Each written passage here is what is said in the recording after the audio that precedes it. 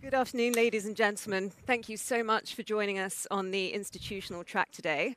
I'm loving the headphones. It's very silent disco, so if anyone wants to break out in some sort of interpretive dance, excited by any wonder of things my panelists might say, please go ahead.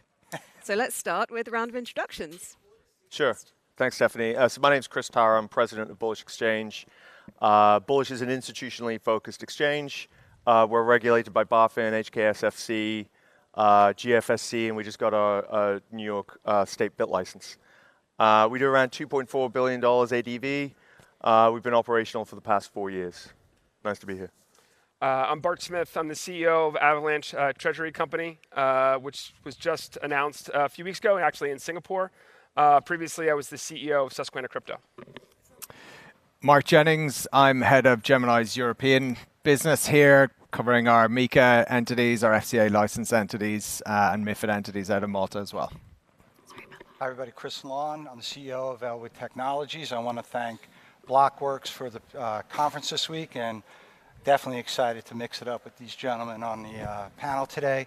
So who and what is Elwood Technologies? We're a product and engineering technology firm. We are FCA authorized. We are institutional only. Our core platform is an end-to-end modular OEM-esque IBOR risk and portfolio management system. It's comprehensive and sophisticated, where we give our clients the ability to trade across the ecosystem with our algorithms, and then we ingest that risk live for live positions, risk management, P&L that's attributed, and at the end of each day or throughout the day, we mark and can value their books and records. We think of ourselves as a connectivity engine, and we also think of ourselves as digital heavy, TradFi light, and what I mean by that is on the risk management side of the system, we are able to represent traditional finance assets as well as digital native assets. Super excited to be here. Thanks, Chris. And my name is Stephanie Ramezan. I am co-founder and CEO of the Crypto Collective. We are the world's first strategy, growth, and communications consultancy dedicated exclusively to institutional crypto. So before I kick off, I would like to share a personal memory of mine. Almost 3 years ago to this day, I was sitting on a very similar panel, surrounded by fellow exchangers, and we were about 48 hours into the FTX collapse. The atmosphere in the room was obviously one of disbelief, shock, despair, and fear. So I really want to take a moment just to acknowledge everybody on this panel, the companies they represent, and all of you in this room. It's because of your grit, determination, resilience, and belief in what we do, of why we are here today and what we've achieved as an industry. There are 3 publicly listed companies on this panel. This is not just an incremental snail change. This is a complete paradigm shift. So without further ado, let's lean into that and hear from our panelists. So the first thing I'd like to ask of you all, how do you each define what people call the next generation of trading? For years, the debate has been very much CeFi versus DeFi, us versus them. But now we're seeing those worlds converge more than ever. What does that convergence mean for you? Not just necessarily from an institutional trading perspective, but also from perhaps a product roadmap for your companies and how you're going to be moving forward. Chris, why don't you kick us off? Sure. Look, I think that CeFi DeFi debate still goes on. Look, our thesis has always been that if you look at the universe of exchanges, the preponderance of exchanges, the vast majority, are focused really kind of exclusively on retail. And there wasn't really a venue that aimed to serve institutions and was designed for institutional product requirements. And so we saw a gap in the market and we stepped in to fill that. And so what does institutional mean, and how do you design a company in order to be attractive to institutions? We have KYC and AML, everybody that's ever been on platform. We have Deloitte as an auditor. We have $3.5 billion of net liquid assets. We have never had a regulatory infraction or inquiry, et cetera, et cetera. Now, the thesis is that you put that in place and again, we've gone out to seek the hardest licenses from the toughest regulators in the world. Like, whilst most of our peers went to Malta, we went to Germany. Why do you go to Germany? It's almost like self-harm, resistant. but you you do it because it's hard. You do it as a signal to the market that you take governance, risk, transparency like very, very seriously, and that is, the Germans are an incredibly tough regulator in that regard. Now, and I think that that thesis will play out. And look, retail is already very well served. The institutional space less well served, and I think that the institutional volume and growth is going to be vast over the next kind of 3 to 5 years. So the thesis has always been that, as they come into the market, they would need a venue that suits their requirements from a compliance and risk and so on and so forth. Now, at the same time, and I think that is true for kind of 3 to 5 years, I think if you look beyond that, I mean, you look at some of the volumes that, these DeFi derivative exchanges are posting up. I mean, Asta's printing kind of like 10 billion a day, Hyperliquid's printing 10 billion a day, Light is printing 5 billion a day. These are enormous numbers, very, very material. And so I do think there's a question as to, in 3 to 5 years, I don't think institutions and banks and, other investment firms are ready to engage with DeFi directly. But in, sort of 5 to 10 years, what does that look like? Does the thesis of having, a heavily regulated business that people can interact with over the coming years, I think it definitely makes sense for a period of time. What does it look like further out? And that's something that we ask ourselves every day. And look, one other anecdote, we have like 24,000 Bitcoin, where up until we IPO'd, we were typically shorter dollars. We wanted to keep, we're believers in crypto, and we wanted to hold our treasury assets in crypto. What that meant is that, we were usually looking for dollar borrows. We went to every single bank and said, hey, we're willing to put up Bitcoin as collateral. Like, what can you give us from an LTV perspective, and what kind of yield can you give us? You could get to kind of like 400 to 500 over SOFR direct with Bitcoin. If you say, okay, well, that's ludicrously expensive, why don't we try and securitize that? We'll put it into IBIT, and then it just goes into your SEC lending desk, and then that's a sort of flow that everybody can get on board with. What does that look like? And you could get it down to 200 to 300 over SOFR. Where did we go for the majority of our lending needs? We went to Arb just because it was cheaper and it was a better experience. And so even as a corporate, we still found the benefits of DeFi just through, because it's easier and because it's more liquid and because it's more aggressive in terms of rates. So I definitely think that we're going to see, I think, growth in CeFi is going to be massive as we onboard institutions, and I do think that wave is coming. And we can see it in our own product, our own client pipeline. I'm sure these guys will say the same thing. I do think, as DeFi gets, more sophisticated, and we find ways, and we have regulatory, direction in place such that institutions might be able to engage with DeFi. I do think there's a question as to what things look like in 5 to 10 years' time. So sorry, that was a fairly long-winded answer, but it was all accurate. I think last Friday is an example that institutions, are not going to utilize DeFi until they grow, and events like last Friday are supposed to happen, right? This is an evolving asset class. You can't do this in a sandbox. You can only do it in a live environment where people need to take risk, and so I think that it'll continue to develop. But institutions are going to come in through IBIT, listed, they're going to use CME, they're going to buy IBIT on the New York Stock Exchange. They're not going to go onto Hyperliquid, right? Yeah. And who doesn't do KYC and AML. So I think you're going to see these two things continue to coexist, where I think retail will go into kind of DeFi. DeFi will continue to get better. You just saw so much latency in blocks in all the different chains, like Avalanche, I think, versus its peers last Friday did quite well. If you look at some of the other chains, it's just impossible to move on some of these exchanges. And so if you're in a downturn and you have a bunch of money on Hyperliquid and you cannot transact for 30 or 40 minutes, that is just an untenable situation for an institution. So it will continue to get better and evolve. It just goes to show you how early we still are. I think people sometimes, when you get to the tail end of one of these bull runs, they feel like they kind of missed it. And then you have kind of a reset last week, which is supposed to happen in very volatile asset classes. And it just goes to show you, it's still super early. There's still a lot of money to be made by investing in these platforms, and they're going to continue to evolve. So I think that the CeFi DeFi is really a retail institutional argument. And then underlying that, there is kind of the crypto native market makers, and then the incumbent traditional market, the Susquehannas and the and the Citadels and the Jane Streets of the world, and they're kind of like fighting for that institutional marketplace.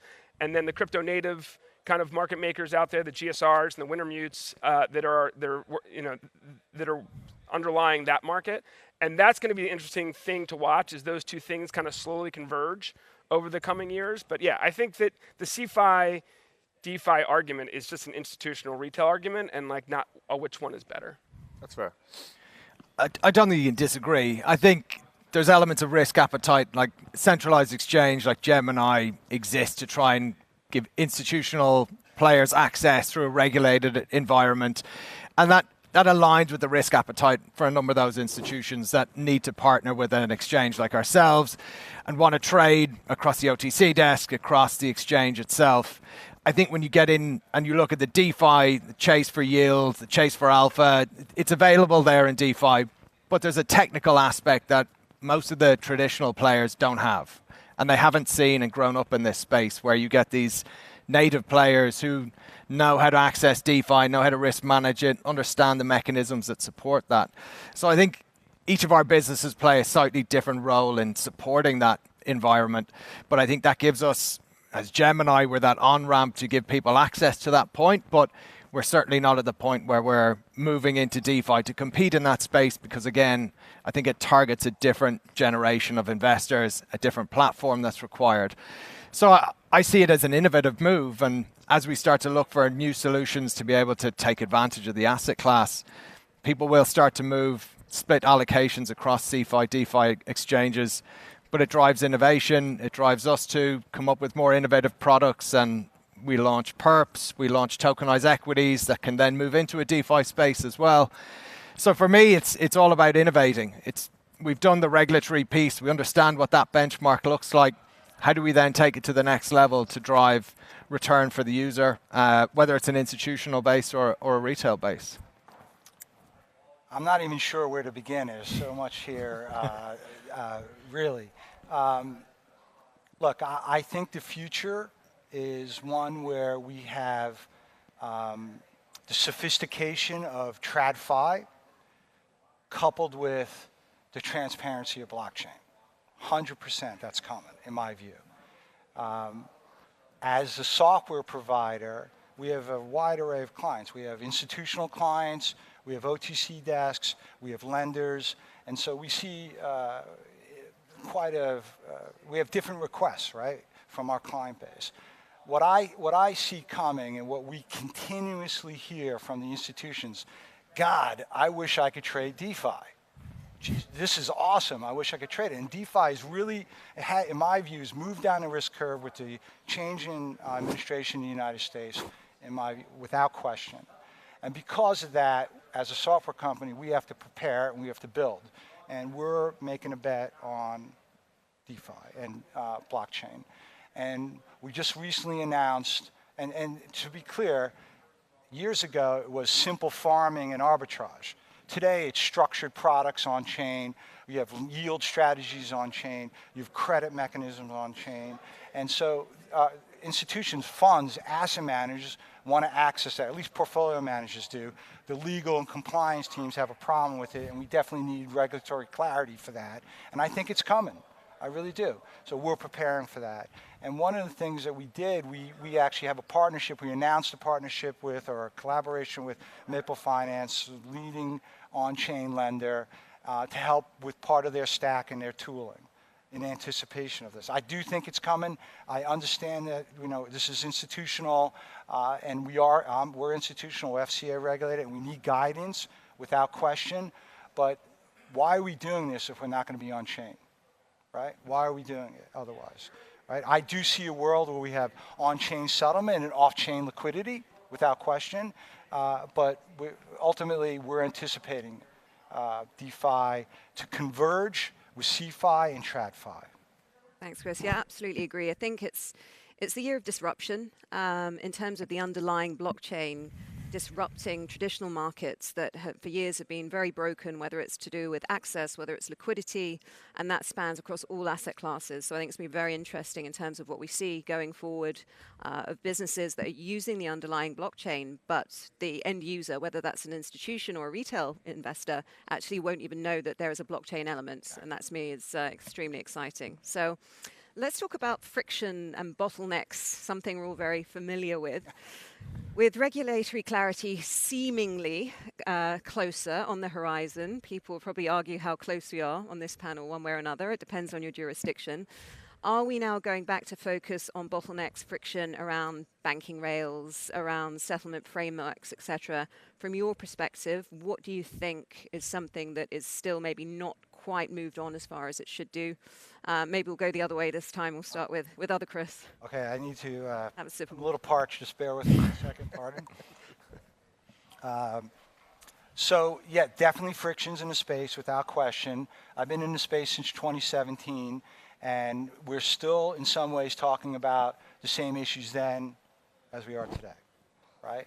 Access and infrastructure has largely been solved in my view, and that was a big problem in 2017. We still have, in my view, we need regulatory harmony. We need a clear framework around settlement and credit, right? Credit is the problem in the space and clearing. And the way I see it is in the US, it's moved down the risk curve, we're at the administration, I want clarity from the Clarity Act. I really do. I want to understand where the US stands on several issues. One, tokenization and real world assets on chain. What is that going to look like? What's that framework? But ultimately, what is, and I mean, I cannot believe we're still talking about this in 2025. We were talking about it when I entered it. What is a security and what is not a security in the United States once and for all? Can you define it clearly, please? I know that it's coming. I know that Atkins said something to the effect that everything is, you know, a digital asset, or most are digital assets. Also, as a U.S. person, I cannot trade on an international exchange. I can't trade on Deribit, OKX, and Binance. I find that challenging to me. Can we finally once and for all solve that? I believe that harmony, that regulatory harmony, is needed in order for adoption and scale to come. And ultimately, look, you know, the reason why TradFi took off, in my opinion, and you can tell by my age that I was around during this time, when the PB network the banks worked together and they were able to solve credit and settlement with each other. They settled with each other on behalf of their clients. We need that framework in order for there to be mass scale and adoption. And I think that's coming. I mean, look what's happening with Chainlink, UBS, and SWIFT for the payment rails. It's a great, I hear they're doing great work. And then also, I don't know if you saw, I watch a guru. They announced, and I saw this online, that they announced international banks are going to work together as a consortium for stable coin rails. 10 banks globally. That's what we need, and I think that we'll have mass adoption and scale, and the frictions will go away if that occurs. So, thank you. Well, I think the friction still remains the traditional banks. Definitely. Access to fiat rails that can match the 24/7 nature of what we do in crypto is still the challenge. We have people who expect to be able to fund account, trade on that account, store their assets, and they want that to happen at any point in time during a week. And I think we still face, as a business that supports a lot of retail customers, we still find that as the biggest issue that we're trying to take on. Some banks don't like crypto. We know this as a fact as well. Yeah, I mean, banks don't like crypto. We're coming to eat your lunch, they're not going to like it. Let's just say the quiet part out loud. Yeah, but again, they're not giving their customers, we're talking about doing what's best for the customer. They want to get access to a platform that allows them to trade 24/7. And if a regulated financial institution like that is not doing what their customers want, we would be treated very differently in the crypto community versus what that would look like in the traditional space. So I think when we solve those issues, payment rails, the SWIFT network identifies blockchain-based solutions would be better for their own payment networks, we can see those improvements happen. That then relies on exchanges like ourselves to support that 24/7 mechanic. And that is what we're trying to get to, whether you want to buy tokenized equities, you want to open a perp position, you want to invest in the exchange itself. We're only bound by the constraints of our users and their ability to get onto our platform. So that still needs some work. I think when we get legislation like MiCA, like the Clarity Act, and then soon to be more FCA legislation, that harmony brings banks to the table and they understand that they can integrate. Yeah, I don't think they're going to come. I'll take a bearish perspective on this. Like, the banks aren't dragging their feet by accident. No. So I think there's a lot of enthusiasm around regulatory clarity in the United States that still requires that Goldman Sachs and Bank of America and all these other firms come to the table, and it's not in their economic interest. And so in the meantime, you have exchanges like the native exchanges, and then you have traditional exchanges. Yeah. And it's a little bit of like the athletes want to be rock stars and rock stars want to be athletes. You know, like the crypto natives want to create more traditional, you know, products. The CME wants to go 24/7. They want to list perps. And so then the consumers are going to choose, you know, which one they want to go to. But right now, like, let's look back to Friday, not to go back to that, but like that was $19 billion. In traditional finance, that is nothing. That is a pimple, right? And so the idea that you have market makers who are just not capitalized enough in the marketplace to absorb $19 billion of liquidations, like, you need to have a prime brokerage solution where you can get cross-asset collateralization. Until that happens, you're going to have these kind of like bubble up and bubble down. But, you know, the reality is, if I'm on Deribit and I'm short, you know, the market, I sold a bunch of calls, or, you know, in this case, I'm long the market. So I'm long the market, and the market goes to sell off. I can only hedge on Deribit, right? Unless if I want to go to Bybit, or if I want to go to Binance, and the liquidity there is better or at a better price, I have to collateralize both of those independent of one another, right? So the fact that I'm long on one and I'm short on the other, I can't pair those off. And that, given the fact that most of these, you know, these market makers are not Goldman Sachs, they're not Morgan Stanley's, their balance sheets are like in the hundreds of millions rather than in the trillions. Like, that's where you see, like, that last part has to get fixed before any of this can really hit the next level. I think regulation is a good step forward, but like, until the banks come to the table and they feel like it's in their benefit, which I feel like is very far away, I think we're going to continue to slug along this trip. I know that's an unpopular thing to say at a conference like this, but like, that's just the reality of it. Like, we need more capital and more professional you know, services like the ones that you guys provide, where you can cross collateral and you can be more efficient with your capital and trading. Otherwise, you know, we're just going to continue to have these episodes. Yeah, well, I think that's exactly right. I think that you know, and you're right. $20 billion is just like it's nothing in the grand scheme of things. I think that it's 1/5 the size of IBIT. Yeah. So look, I would agree. Look, I think banking is still an issue. You know, just in terms of you can get your bank accounts, even as it's still way more difficult than it should be. I think that is getting easier. I think like the regulatory clarity will be helpful. You know, it's funny. We did actually about 2-3 months ago, we went and did like a full tour of all the U.S. banks and brokerages just to see where they are. Some of them are nowhere. A lot of them, though, you know, in fairness to them, somebody put it, I thought, really well, and they said, look, up until like really 6 months ago, if I had a meeting about crypto, I had to write a memo and send it to the Fed. And he's like, so now all of a sudden I got my CEO asking what's our crypto strategy. Well, guess what? We haven't had any meetings on this in 4 years. So they all name a head of crypto, and that person is like the most useless person on the planet. Yeah, and they're just running around doing internal education. Yeah, so they go to conferences like this. So I apologize to any of like the big bank head of cryptos in the room. But yeah, like it's like what do you do? And they're like, well, I'm just kind of gathering information right now. Right. Yeah. So I think that will be helpful. I think there is, in certain areas, I think there's appetite to do things. When you say that it's not in their interest to go into crypto, what do you mean by that? They get paid billions of dollars a year to move trillions of dollars of fiat around the world, and this asset class was designed specifically to interrupt that. Yeah, I think. Well, yeah. So I think that's their core business, right? And so and which I guess like belies where they're going in. I mean, you look at certain people like how's Morgan Stanley getting in through E-Trade because they need their brokerage offering to be competitive with what's out there with Robinhood and so on and so forth. Yeah, but So I and think IBIT's been around for 20 months. Yeah. And the average wealth management client at Morgan Stanley cannot buy IBIT recommended by their advisor. So it's like, it's kind of absurd. It's $100 billion. Yeah. Biggest revenue producing ETF at iShares. Yeah. And I can buy it in my brokerage account at Fidelity or Schwab. But if I'm a corner office financial advisor at Merrill Lynch or Morgan Stanley, I have to sign a waiver that says the person who bought this from me was unsolicited and I can't get paid on it. Yeah, I mean, that's wild. Yeah, it's wild. So like if they... I have a question. If you don't mind, right? Just to chime in here.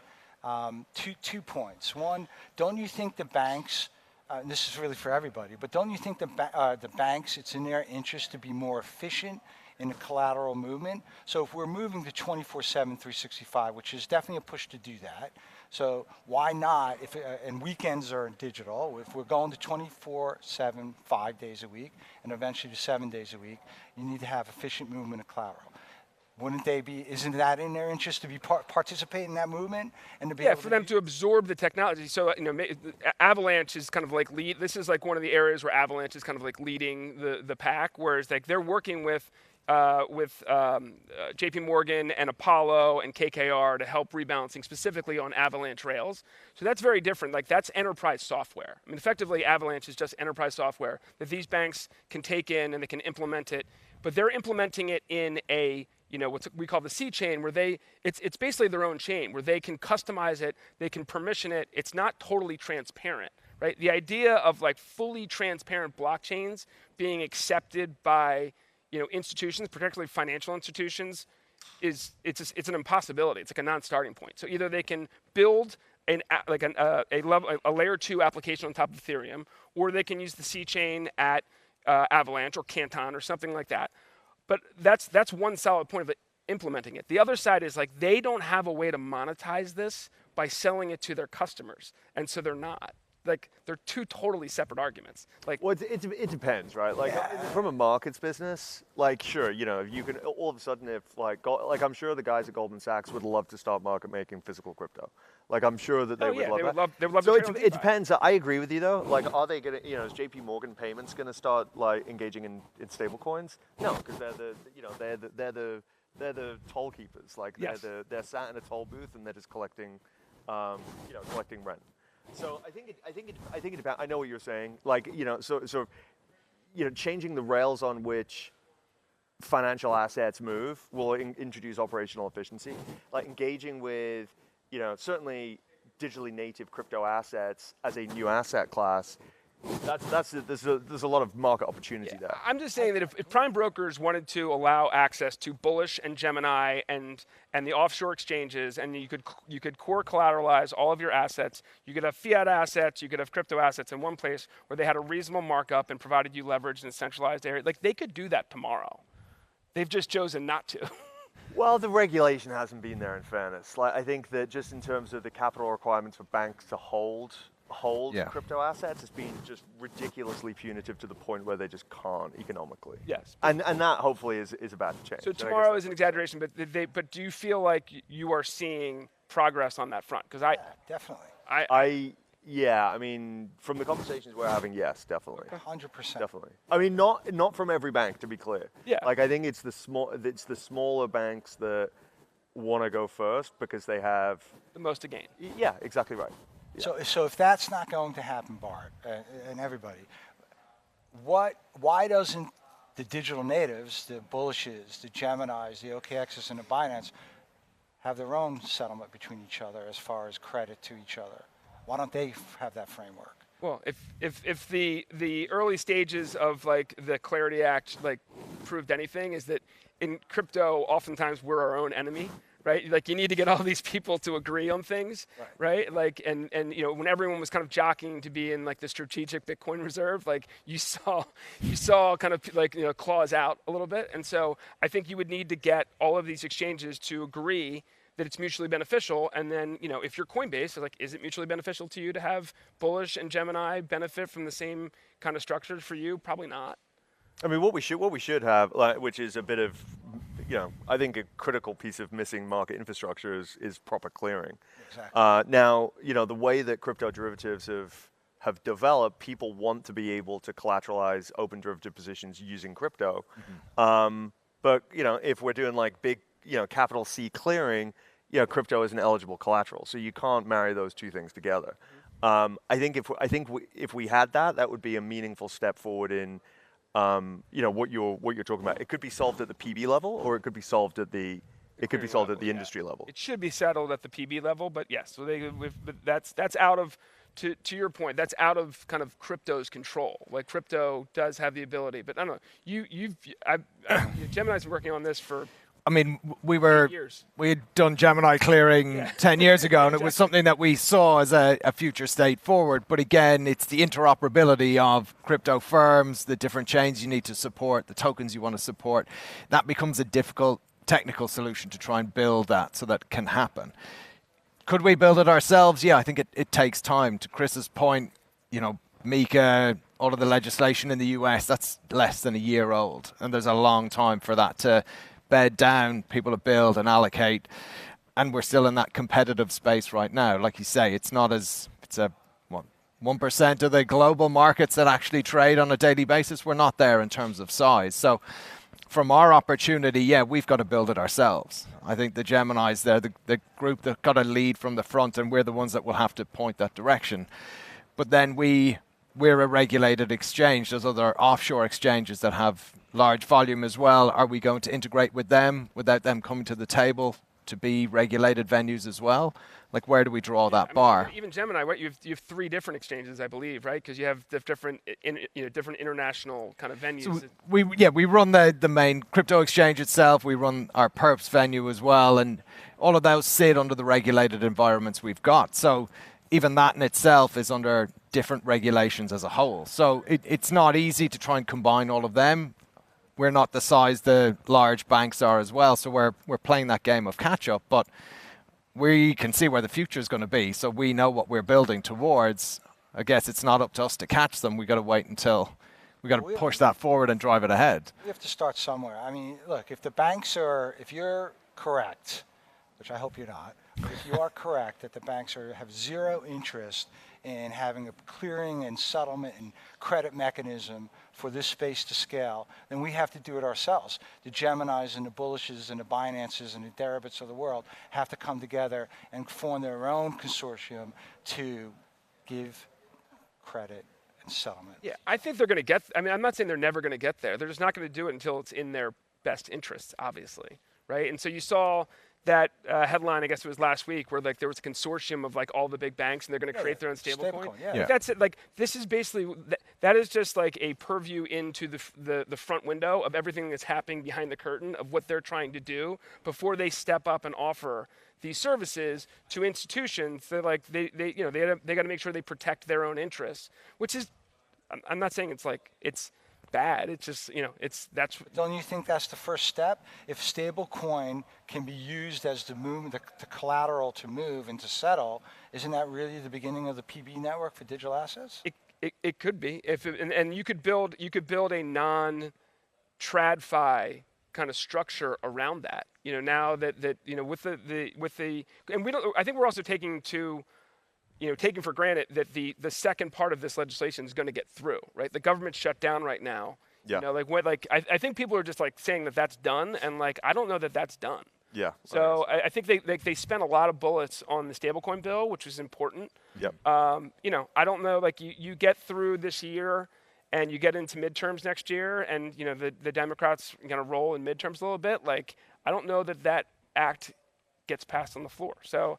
I think that we've made tremendous progress over the last 24 months for certain. I think people are just like taking for granted a little bit of like, well, the banks will come in and Clarity will come in and there'll be harmony between kind of MiCA and like all the other money centers, right? Like, New York, Hong Kong, Singapore, Tokyo. And like, I don't know, like I don't necessarily. I think that's an excellent point, but I think it's a whole other panel that's probably happening today down the track. So I actually have another question. We've got just over 5 minutes left, and I actually was going to single you out a little with this one. I think we can't have a panel like this and not talk about digital asset treasuries in general, the good, the bad, and the ugly. And so there are critics out there talking about DATS as the SPAC of 25, 2022, it didn't always end well, huge capital inflows, and then unsustainable business models when the music stopped, and a lot of people lost their pants. So what do you have to say to that, and why is this different or not?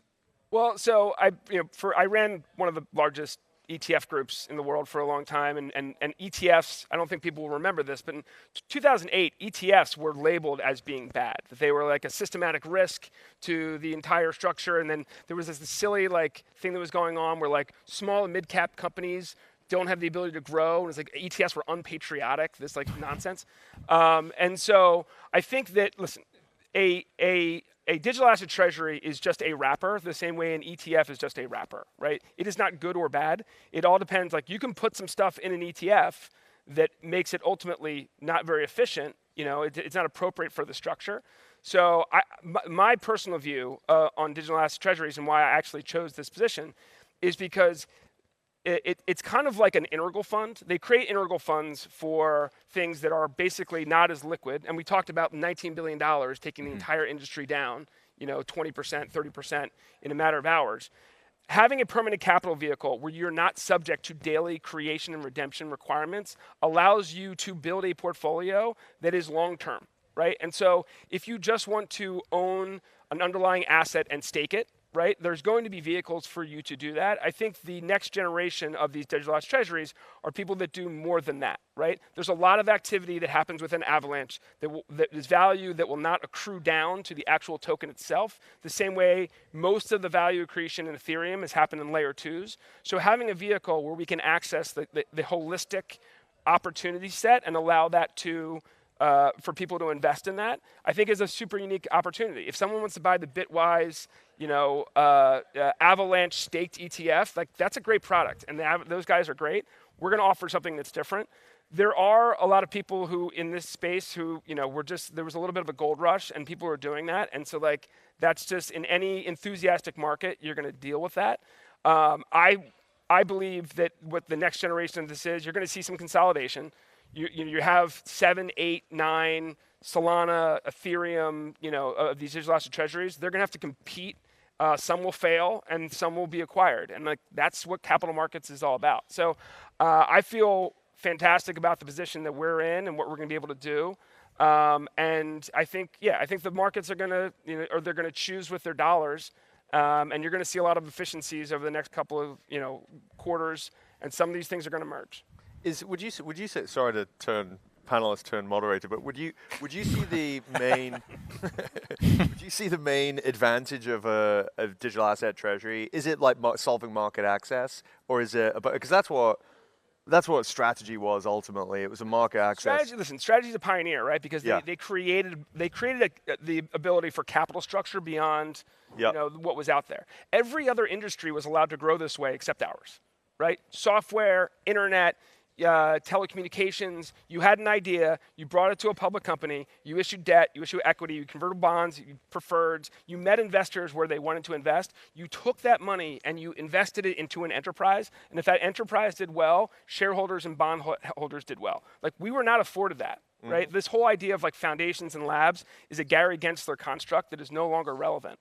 And so all we're doing now is allowing ourselves to access capital the way that every other industry was allowed to, and we invest that. Now, if I had to provide daily liquidity to investors, the universe of things that I can invest in a nascent asset class is fairly limited. And so I believe that this is just a natural structure that has existed for everybody else that we just weren't afforded, and now we're afforded it. So a lot of people came bum rushing in, and there were some people in there who probably weren't in it for the long game, and that's just unfortunately what happens. But that happens in every other industry also. And so this is very much a don't throw the baby out with the bathwater type of scenario where over the coming months and years, I think that you will see that these vehicles end up being a tremendous advantage for investors. The last thing I would say is there are very few opportunities that investors have in the current capital market structure to invest in early stage growth, right? Stripe is probably the most successful financial services company that's existed. It's worth $100 billion. It's still private. The only people who got to benefit from that were institutional investors. For retail investors and smaller institutions to be able to invest in crypto in a regulated entity that has that's audited, it's regulated by the SEC at this early stage of growth is very unique. And so I think that that's what you're seeing when Bullish goes public and Gemini goes public. There's tremendous amount of enthusiasm for that stock, because there hasn't been access to it. So that's what we're solving for. We're solving for people to. But you're managing that alpha, correct? In-house. You're managing the treasury of that. Yeah. And there's two schools out there. There's the outsourcing of that management of their strategy, and then there's you're managing it yourself. To me, that's really what we've seen. We've seen a movement away from outsourcing the management of the treasury of the DATs to bringing them back in-house to actually be responsible and to take risk in a responsible way for the future. It's the same. It's the same. It's just basically like a Berkshire Hathaway model. Guys, I'm afraid we are at time. We could talk for hours and hours, but Let's stay for the next one. thank you so much to my panelists. Thank you to the audience. Thank you to Blockworks.